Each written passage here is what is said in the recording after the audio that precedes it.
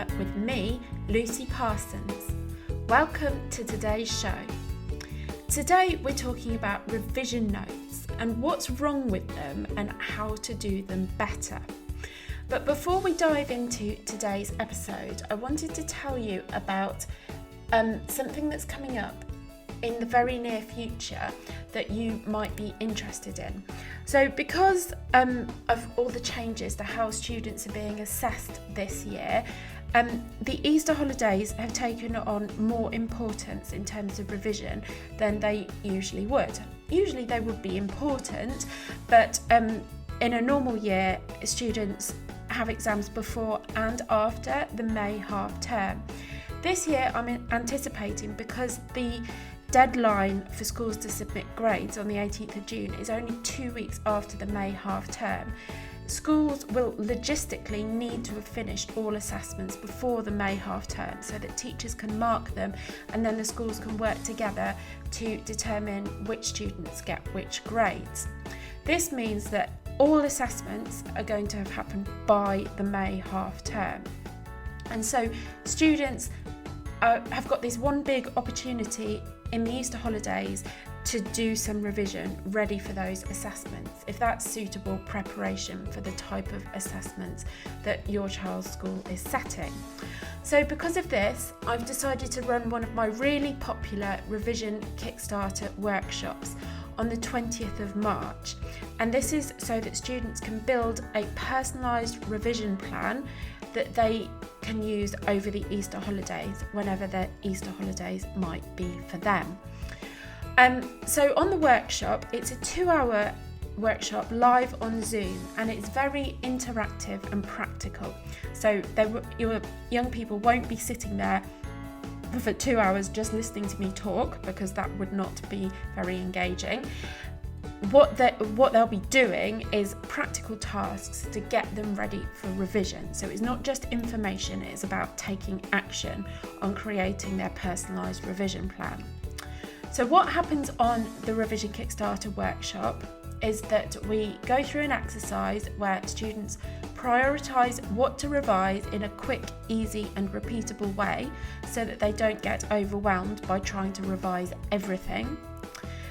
They decide which revision techniques to use so that they don't waste time on things that don't work for them, and everybody needs to use different revision techniques, but this is an important exercise to go through to really reflect on what works for them, what doesn't work for them, and therefore focus on the things that really do work.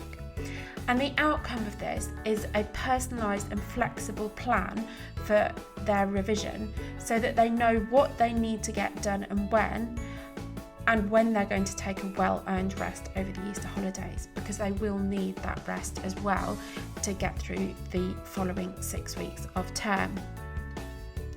And then finally, we finished the workshop talking about some good habits they can develop to incorporate a little bit of revision into every day once they return to school, so that they can keep the revision going until the assessments actually take place.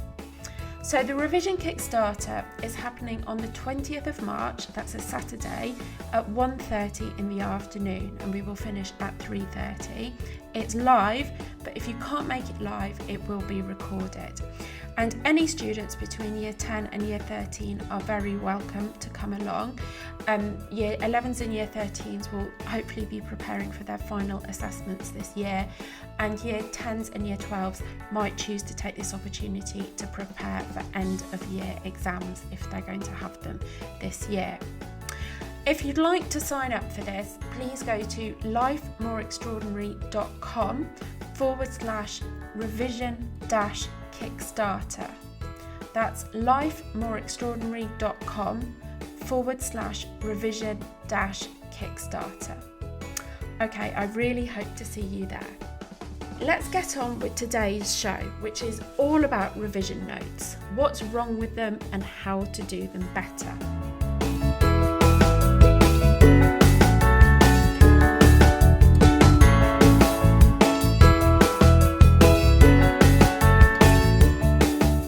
Many students choose to use revision notes as their primary study technique when they're preparing for GCSE and A-Level exams. However, I see a lot of mistakes being made in how students create revision notes and then go on to memorise their course content from them. In this article, I'm going to answer these questions for you. Are revision notes useful? What do people get wrong about how to make revision notes? And how do you make revision notes so that you remember them? So, firstly, are revision notes useful? Whether revision notes are useful is determined by, firstly, how you make them in the first place, and secondly, how you use them once you make them. Over my 6 years as an academic coach, and through my previous teaching career and my own student life, I've seen many people making mistakes with revision notes. These are some of them. So the first mistake is making them into a work of art. Revision notes are not meant to be super neat. They're a working document for just you. If you're focusing on making them neat, you're not focusing on your learning. And this is something that I talked about in Artie in our podcast episode a few weeks ago. It was at the end of February, all about the mistakes that students make when they're revising A-level biology. But it's not just in A-level biology that I see students focusing on being neat over the actual learning process. So this is something for everybody to take away. Notes or any revision materials should be functional, but that doesn't mean that they have to be beautiful. So think about functional over beautiful with your revision notes. Okay, the second mistake that students make with revision notes is getting them done before you start testing your recall or doing past paper questions. Many students feel that revision is a linear process where you firstly do your notes, then you practice your exam technique by answering past paper questions.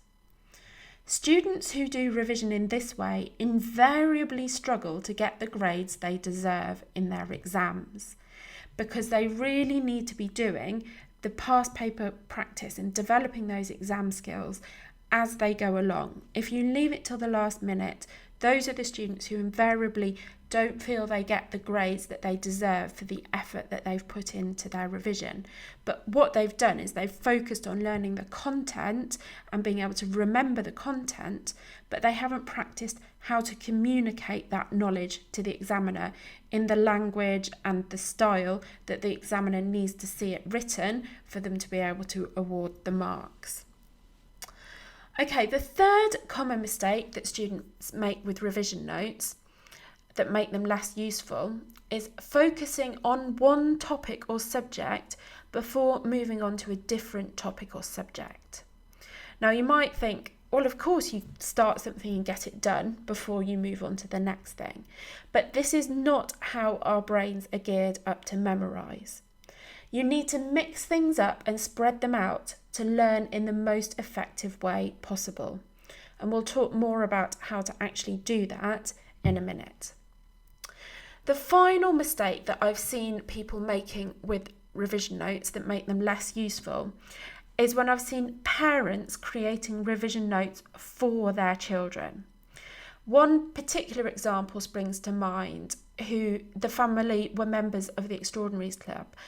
And I think it was just before they joined the club, they spent the entire Christmas holidays, mum and dad, making revision notes for their son because they said, in speech marks, he didn't have good enough notes. The thing is, the son was learning nothing while his parents were creating the notes for him. Actually creating the notes is part of the learning process, and he would have been much better placed and learnt a lot more if he had created the notes for himself. So basically, yes, revision notes are useful, but only if they're created and used in the right way. So what is the right way to create revision notes so that you can remember them? I created a video quite a long time ago now that's a basic guide to writing revision notes, and I've linked that up in the show notes today, which you'll find at lifemoreextraordinary.com/revision notes, or one word, revision notes. So if you'd like to look at that to get an idea of how to lay out revision notes and how to use colour in them to make them memorable and easy to look at and easy to learn from, please do check that out. It's a much better medium video for demonstrating that kind of stuff. So have a look at the video. But I'm going to give you some more advanced tips now on how to make revision notes so that you can remember them. So the first tip is to write your notes in your own words. You will learn nothing by copying from your class notes or textbooks to create your revision notes, because this is a really passive activity and doesn't require you to engage your brain. Basically, with revision and any kind of learning, the harder you're thinking and the more active you are in the process, the more you'll get out of creating your notes. So instead of copying, read your class notes or textbook one small section at a time. Once you've read a paragraph or short section a couple of times, close the book or cover it up and try to write what you've just read in your own words. Then read the original explanation again to check whether you've included everything that's important. If you've missed anything out, add it into your notes. Now, this might feel like it's taking way longer than just copying, but it's actually going to help you learn, whereas copying is like having the information going in through one ear and out through the other. So it's really important to have that step where you read the information, think about it, practice your recall by, taking what you can remember and putting it onto paper, but also assimilating that information in your own brain, creating those neural pathways that store the information by putting it into your own words. It's by physically doing something creative, like putting it into your own words, that is how you lay the information down in your brain. Okay, the second tip for how to make revision notes so that you can remember them is to cover one small section before moving on to a different subject or topic. One of the biggest revision mistakes students make is focusing exclusively on one single topic or subject for too long before moving on to something else. All the research shows that effective revision results from what are called spaced practice and interleaving. So what does that mean? What are spaced practice and interleaving? Basically, you need to spread out your revision of a topic over days, weeks and months, mixing it up with revising other topics and subjects. But you need to keep coming back to the topics you covered before to prompt your memory or finesse your understanding. So an ideal scenario might be doing 25 minutes of making some biology revision notes and looking over them and, covering them to test how much you can remember. Then having a short break and then maybe doing 25 minutes of chemistry notes and doing the same kind of process. And then doing 25 minutes of another subject. You get the idea. But then maybe 2 or 3 days later, you return to the biology notes that you did on the first day, just to test yourself before you carry on and make some notes on a different biology topic or further on that particular topic. And when you do this, it may seem like you're leaving things and you're forgetting them, but actually the brain works better or stores things better for the long term if you do something, kind of let yourself forget it a bit, test your recall, and then fill in the gaps and improve your memory of it. And if you keep doing that over and over again over a long period of time, you will have a really, really secure memory of everything that you have been learning. Okay, the third thing that you can do, and I've already alluded to this a bit, but to make your revision notes memorable, is to test yourself on them as you go along. So if you've spent a couple of hours revising in an evening or at a weekend, hopefully covering 3 or 4 different topics or subjects, you need to go back and test yourself. Try testing yourself before you pack away for the day, before you start your revision session for the next day, in another couple of days' time, next week, next month, etc. You get the idea. And you can get more information on how to space out your recall practice in the section of my blog post and video all about the Leitner box technique. And Leitner is a German word, it's a German name, it's spelled Leitner. And I've put a link to that in today's show notes, which you'll find at lifemoreextraordinary.com/revision notes. Okay, so let's talk a little bit more about how to test yourself on revision notes.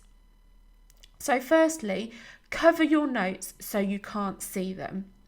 Secondly, write down everything you can remember that they say. Then check whether you got everything. So uncover the original piece of work and compare that to what you've written from your recall. If you've missed anything out, try again, aiming to include the bits that you missed. And then keep repeating this process until you consistently get everything right the first time. And you can also ask a parent, sibling or friend to test you. Now, you don't always have to write. You could speak things out loud and it doesn't really matter. Choose the one that seems to work best for you. I think writing will work better for most people because it's the physical process of writing things down and seeing what you're writing will help again to cement that knowledge in your brain. But I used to, particularly when I was at university, used to speak my notes out loud because sometimes my wrist and my hand got tired from doing too much writing. Okay, the fourth thing that you can do to make sure that you memorise your revision notes is to incorporate past paper practice.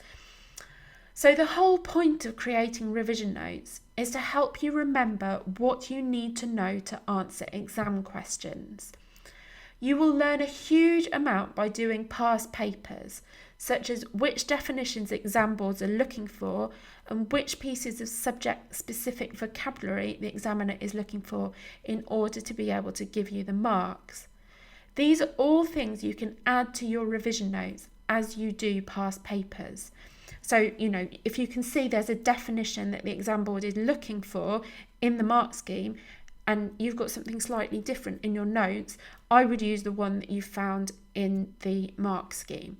Or if you can see from answering a question that they're looking for specific vocabulary to explain a certain process, and you haven't used that vocabulary in your revision notes, you can go back and update your revision notes with the correct subject-specific terminology that you need to use. So if you're doing past papers at this, concurrently with making the revision notes, you are all the time improving the quality of those revision notes, so you are remembering what you actually need to know to get the marks rather than what you think you need to know to get the marks. So it's just really important that you don't leave all the past paper practice until you've completed your revision notes. And I highly recommend using the revision power hour technique to do past papers and brush up your exam skills as you're going along. And you can Google revision power hour and it will come, my post that explains what it is and how to do it will come out top on Google, or again, it's linked to in today's show notes at lifemoreextraordinary.com/revision notes. Okay, the fifth thing that you can do to help you make your revision notes so that they're memorable, and it's also the most important thing, is to remember that your revision notes are a working document. So as I've already said, you may go back and add in a definition that's easier for you to remember or closer to what the exam board is looking for. You may cross things out. You may rewrite sections to make them clearer or easier to remember.